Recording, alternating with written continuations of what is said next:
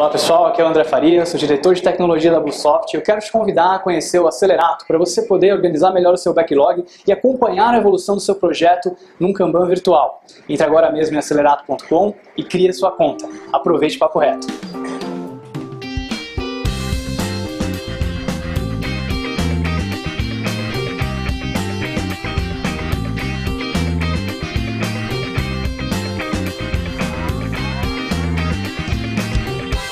Pode ir? Bom, boa noite pessoal, meu nome é Diogo Beato, tô tentando falar sem a vozinha tremidinha.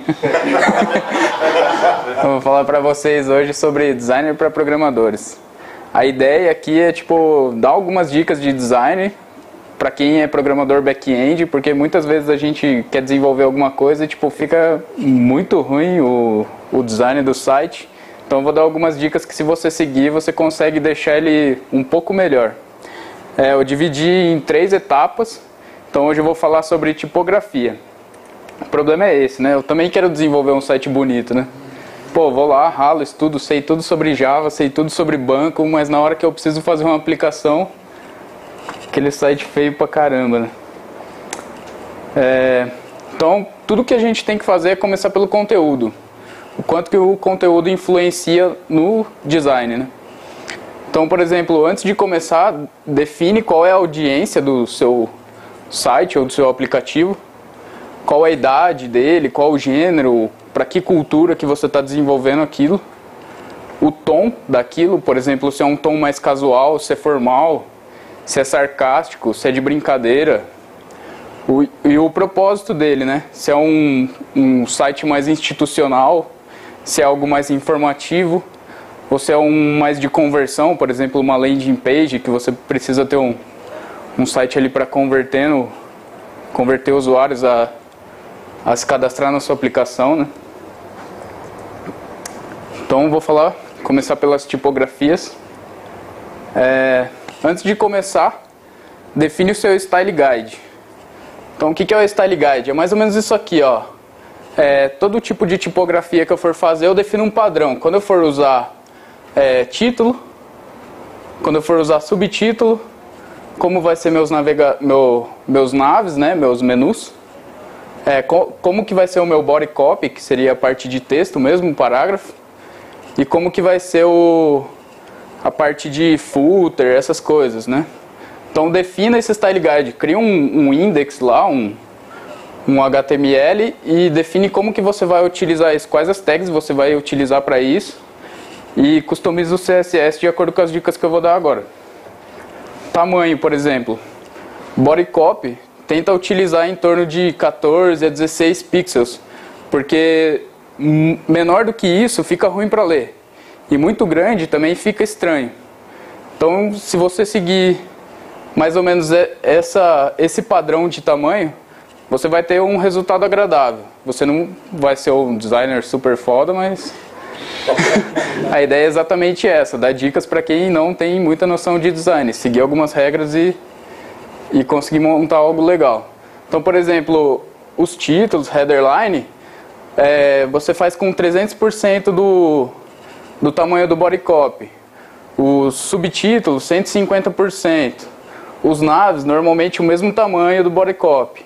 E os bylines, que são as linhas menores, né, autor, essas coisas, você coloca com 75%. Outra coisa que é muito importante é a parte da largura do texto. Normalmente a largura do texto tem que ser medida por CPL, caracteres por linha. Ou seja, o ideal é você usar de 50 a 70 caracteres por linha. E se eu coloco mais do que isso, é muito fácil eu ficar perdido enquanto eu estou lendo o texto. Estou lendo, aí durante a leitura você se perde no texto. Se eu coloco algo muito pequeno, eu tenho que ficar pulando de linha toda hora, então também fica muito ruim para ler. Então isso traz uma sensação mais agradável na leitura para o usuário. E forçar o esquema de responsivo, por exemplo, eu vou lá e defino como que eu, normalmente em CSS, né, como que eu estilizo essa parte. Eu vou lá e dou um max width para o meu cara, ajustando com o tamanho do body copy, para ele ter aproximadamente 50 a 70 caracteres dentro daquele max width. Aí vamos supor que eu vou para o mobile. Eu vou para o mobile, eu preciso diminuir o tamanho da fonte, porque ele diminui a largura, então eu preciso diminuir o tamanho da fonte para ele continuar. Então responsivo não é só o tamanho da largura, mas sim o tamanho da fonte também influencia, entendeu? Então isso faz o seu site ser melhor adaptado a outros dispositivos, né? E procurar eliminar os widows. Widows é aqueles negócios, por exemplo, sobrou uma única palavra aqui embaixo, entendeu? Ou então o meu texto é dividido em colunas, e aí tipo deu uma coluna aqui, eu pulo um parágrafo, aí tem uma linha aqui embaixo e o outro aqui. Isso quebra totalmente o fluxo de leitura do usuário. Então, por exemplo, eu estou lendo aqui, aí sobrou uma linha lá, uma palavra ou uma linha aqui, quebra totalmente o fluxo de leitura do usuário e fica ruim, entendeu? Os widows, eles não têm uma forma perfeita de você remover eles, tipo uma solução perfeita para remover eles, porque depende muito do tamanho do seu texto, depende, é variável, entendeu? Então você precisa pegar parte por parte mesmo, ver se tem e tentar ajustar, por exemplo, diminuir 1 pixel no body copy daquele texto, ou aumentar o line height dele. Aí, tipo, na hora de escolher a tipografia, né, eu preciso saber qual a classificação dos meus estilos de fonte, para eu saber como misturar isso e qual a influência que cada tipo de fonte interfere na leitura, né? Por exemplo, ó, a gente tem 3 tipos de fontes principais, tem alguns outros, mas esses são os principais, que é o serif, que é quando ele tem esses acréscimos aqui na letra, né? Tipo, o L tem mais uma coisinha aqui, o A tem mais uma bolinha aqui. Tem os sans serifs, que significa sem as serifas, né? Então é uma letra simples, tipo, não tem nenhuma frescura de bolinha ou essas coisas. E tem a descript, que é imitando como se fosse uma caligrafia, né?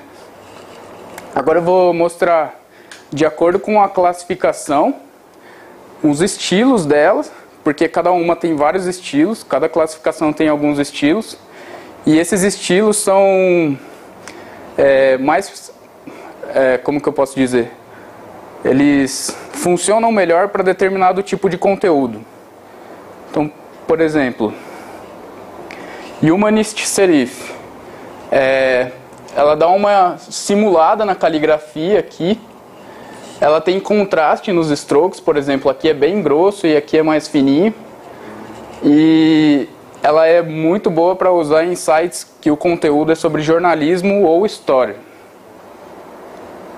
Essa aqui, Transitional Serif, ela tem mais contraste que a anterior. Tipo, aqui a diferença de largura entre as partes grossas e as partes finas são mais contrastantes. A serifa dela também é bem definida, ó, e elas são boas para sites acadêmicos ou sites que falam sobre leis, direito, essas coisas. Slab Serif. Slab Serif, elas são bem bold, né? Elas são bem grossas e elas são boas para conteúdo de marketing, conteúdos promocionais. Aí tem os estilos da sans serif. A Humanist Sans Serif, que ela também tem um pouco de contraste no stroke e também emula um pouco a caligrafia, como um final mais tipo a caneta terminando, coisa do tipo. Elas são boas para conteúdos governamentais e educacionais. Transitional Sans Serif, que seria, por exemplo, aqui, ó, ela é bem mais alta, ó, o B ele tem pouca perna para o final, porque ela está bem alta aqui, entendeu? E ela tem as bordas, elas são mais grossas também. São boas para sites de tecnologia e transporte. Transporte tipo viagem, locação de veículos, essas coisas. E a Geometric Sans Serif, que tipo, ela é bem definida por coisas geométricas, tá vendo? Tipo, ela é formada por formas geométricas. Ela é muito boa para conteúdos de ciência e arquitetura. faz bastante sentido, né? Aí tem o estilo de script. O script, ele é aquele que, quando eu quero trazer um lado mais humano para dentro do meu conteúdo, né? Como se alguém tivesse escrito aquilo. A letra mais conhecida do script é a Comic Sans. Apesar de algumas pessoas acharem que ela é serif, ela não é serif, ela é script. E script é muito ruim para usar em body copy. Por exemplo, isso aqui ficou horrível de ler, né? O usuário vê isso aqui, ele nem vai querer saber o que é o conteúdo do seu site, ele vai embora. Então nunca usa script para body copy e nunca usa Comic Sans para nada. Abole, Comic Sans não. Princípio de design, nunca Esse é o básico. Aí, tipo, misturando os estilos, né? Muitas vezes é legal você misturar os estilos, que isso traz um ar mais agradável no design, né? Então, a ideia é não mistura mesmo estilo. Por exemplo, eu pegar uma Humanist Serif com uma outra fonte que também é do estilo Humanist Serif. Ele não tem contraste, entendeu? Porque elas são do mesmo estilo. Nunca mistura da mesma classe. Por exemplo, uma serif com uma serif ou uma sans serif com uma sans serif. Se eu fizer as duas, duas fontes que são dessa mesma classe, também eu não gero contraste. E quando eu não crio contraste no meu design, a pessoa vê que tem diferença, mas o contraste não é alto, dá a sensação de erro. Parece que aquilo é um erro de amador, né? Uma boa dica é você usar serifs no título e sans serifs no body copy. Uma outra boa dica para você combinar legal é você usar, por exemplo, uma Humanist serif e uma Humanist sem serif, porque elas têm um estilo parecido, mas usam classes diferentes.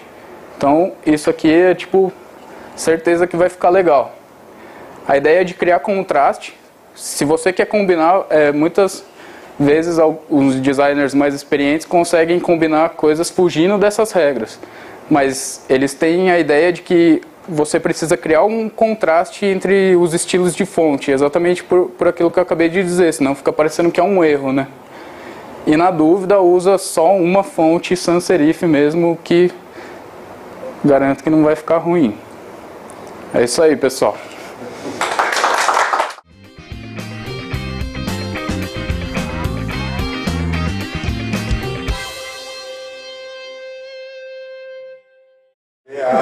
Vou tentar falar sem a minha voz tremidinha hoje. Os Windows, eles... Opa! Bosta, né? Falando português, claro, você faz um pi aí, Wilson. É uma bosta pra usar... Opa! Depois de falar um monte de bosta... Modern Serif. Eu não mudei a imagem. Duplico o slide, né? É igual a meu.